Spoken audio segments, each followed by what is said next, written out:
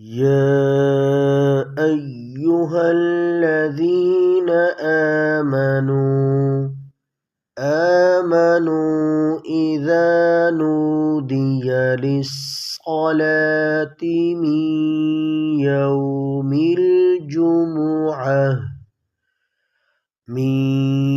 يوم الجمعة فاسعوا إلى ذكر الله وذروا البيع ذلكم خير لكم إن كنتم تعلمون فإذا قضيت الصلاة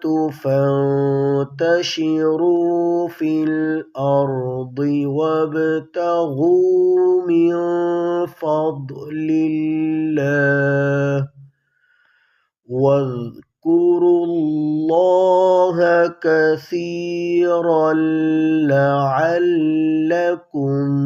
تفلحون وإذا رأوا تجارة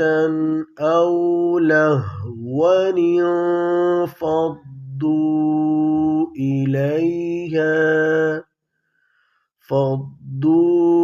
إليها وتركوك قائما قل